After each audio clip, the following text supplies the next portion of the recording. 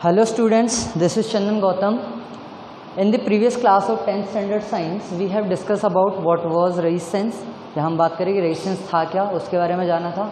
आज हम बात करेंगे रेजिस्टेंस के कॉम्बिनेशंस की. ठीक है, इसके कुछ फैक्टर्स हैं जिनके ऊपर डिपेंडेंसी भी देखेंगे, वो हम अगले लेक्चर में देखेंगे इसके बाद में. लेकिन यहाँ हम बात करेंगे कॉम्बिनेशन ऑफ रेजिस्टेंसेस की. सी, यहाँ हमारे पास दो तरीके के कॉम्बिनेशन है. First one is series combination and second one is parallel combination. जैसा कि हम डायग्राम में देख सकते हैं, सीरीज कॉम्बिनेशन रेजिस्टेंसेस का वो कॉम्बिनेशन है जिसके अंदर रेजिस्टेंसेस क्या हो, बैक टू बैक कनेक्टेड हो. मतलब फर्स्ट रेजिस्टेंस का सेकंड एंड सेकंड रेजिस्टेंस के फर्स्ट एंड से कनेक्टेड है, सेकंड रेजिस्टेंस का सेकंड एंड थर्ड रेजिस्टेंस के फर्स्ट रेजिस्टेंस से कनेक्टेड है, एंड सो ऑन. इस तरीके से नंबर ऑफ रेजिस्टेंस अपन क्या कर सकते हैं, इसमें कनेक्ट कर सकते हैं. ठीक है, एक बैटरी यहाँ पे कनेक्टेड है और करंट इसमें से फ्लो रहा है आई. ठीक है, तो यही सेम करंट तीनों रेजिस्टेंसेस से निकलेगा, लेकिन यहाँ पे हर रेजिस्टेंस के अक्रॉस जो पोटेंशियल ड्रॉप होगा वो क्या होगा, डिपेंड करेगा इस R1, R2 और R3 के वैल्यू, मतलब जो रेजिस्टेंसेस कनेक्टेड है उनके वैल्यू के ऊपर. जितना ज़्यादा रेजिस्टेंस होगा यहाँ पे by Ohm's law V = IR, उतना ही ज़्यादा क्या हो जाएगा, पोटेंशियल ड्रॉप हो जाएगा. बात समझ आई. तो यहाँ से कंक्लूजन क्या निकला, सीरीज कॉम्बिनेशन में current across each resistance remain same but the potential drop across each resistance will be different. बात समझ आई. तो अगर मैं यहाँ से बात करूँ,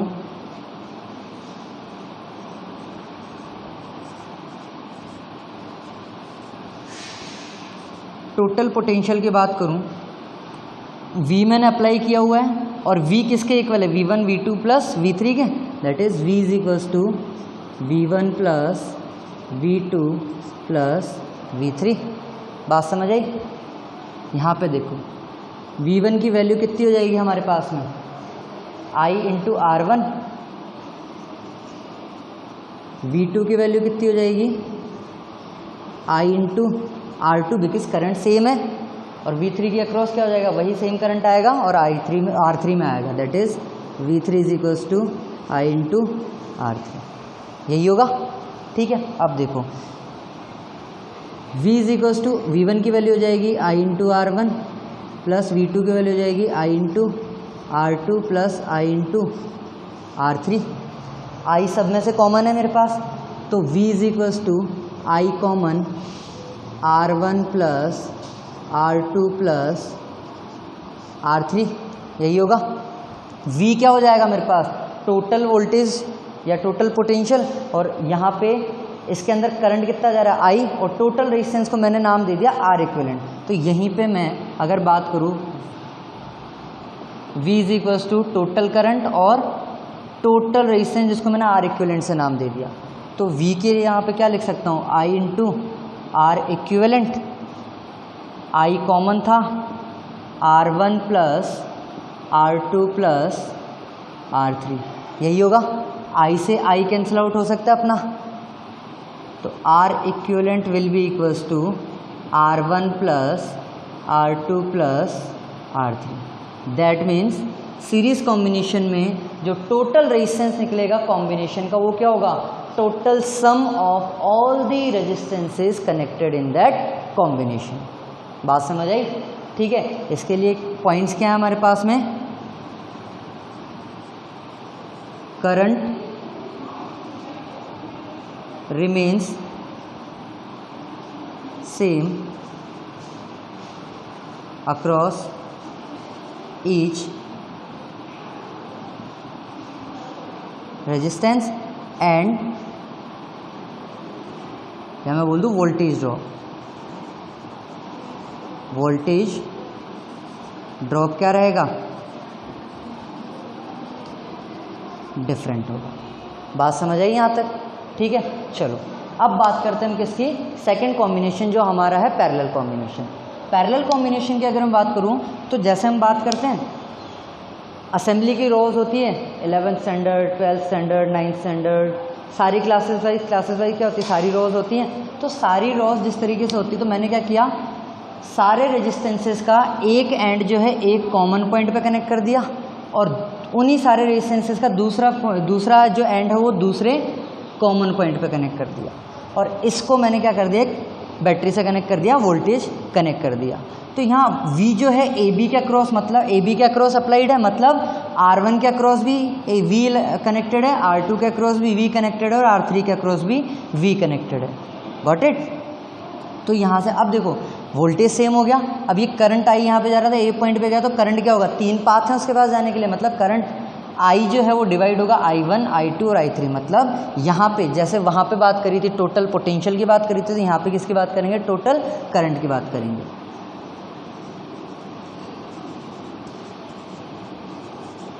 टोटल करंट की बात करेंगे तो I is equals to I1 plus I2 plus I3, वही उसके इक्वल होगी, that is I1 plus I2 plus I3। ठीक है, वही ओम्स लॉ से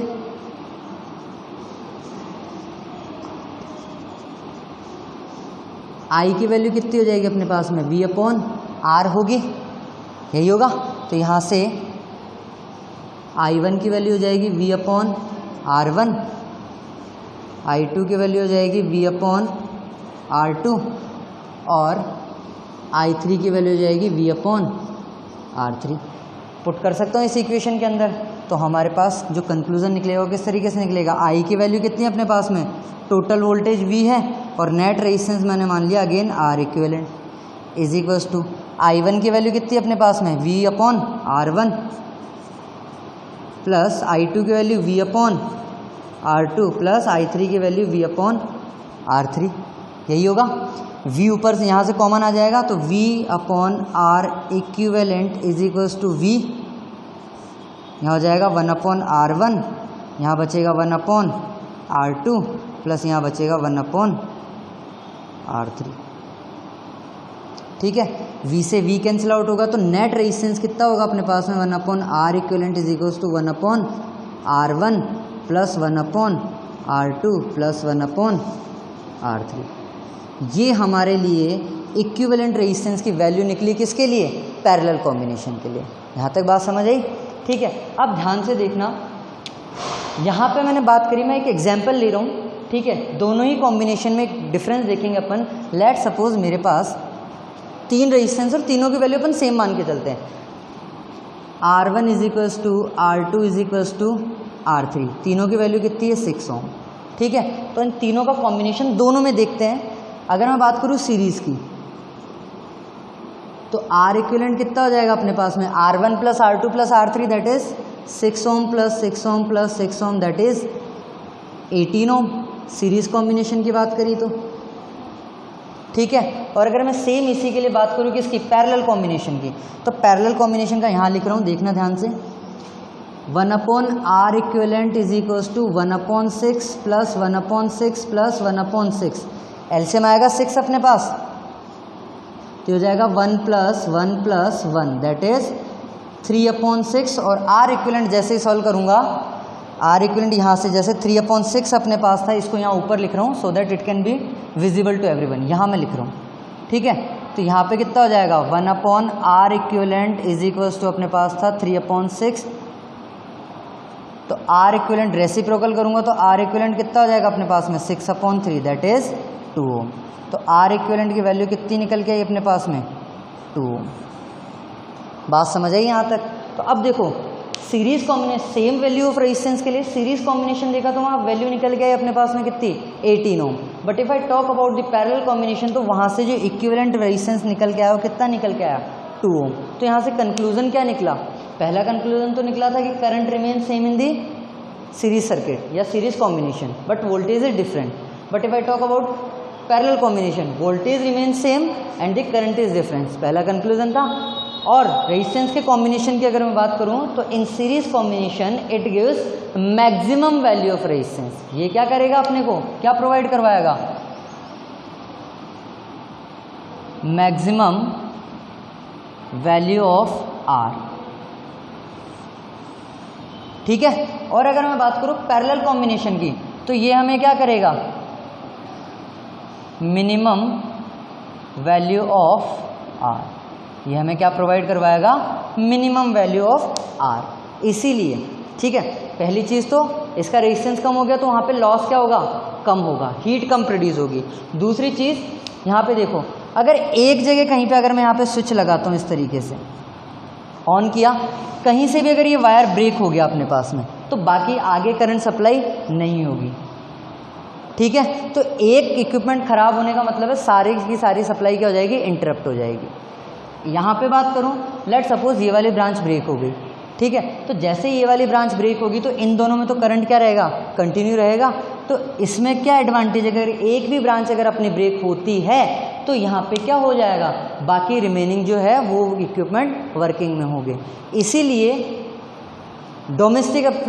डोमेस्टिक सप्लाई के लिए जो कॉम्बिनेशन प्रिफरेबल होता है या जो हम यूज़ करते हैं वो कौन सा कॉम्बिनेशन होता है, पैरेलल कॉम्बिनेशन ऑफ रेजिस्टेंसेज होता है। कौन सा कॉम्बिनेशन होता है, पैरेलल कॉम्बिनेशन ऑफ रेजिस्टेंस। यहाँ तक बात समझ आई। अब देखो दूसरी चीज़, ये वाला कहाँ यूज़ होता है, दिवाली वाली लाइट देखते हैं अपन, उसमें क्या होता है, कॉम्बिनेशन 1 by 1 क्या होता है, कनेक्टेड होता है। अगर बीच में एक बल्ब कहीं पे भी डिवाइड हो गया है, कहीं पे भी खराब हो गया तो सारे के सारे ऑफ हो जाते हैं। ठीक है, दूसरी चीज़ यहाँ पे देखो, अपने घर में अपन क्या करते हैं, फ़ैन चलाने के लिए अलग स्विच होता है, एसी चलाने के लिए अलग होता है, टीवी चलाने के लिए अलग स्विच होता है, सबके लिए इंडिविजुअल स्विच होता है। तो मैं यहाँ पे क्या कर सकता हूँ, सबको अलग अलग क्या कर सकता हूँ, मैं ऑपरेट भी करवा सकता हूँ। की 1 ये हो जाएगा, की 2 और ये की 3 हो जाएगी।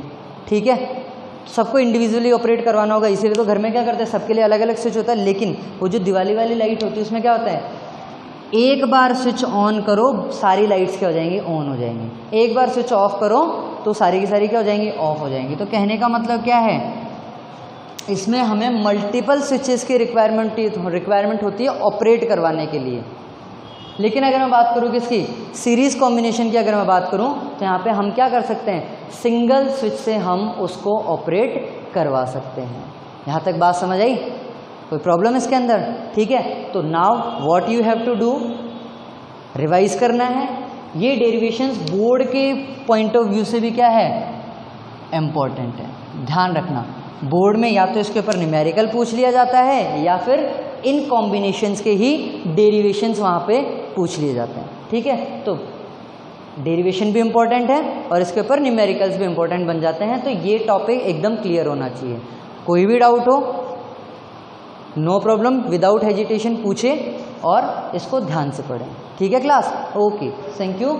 बाकी हम कंटिन्यू करेंगे नेक्स्ट लेक्चर के अंदर। ठीक है क्लास, थैंक यू।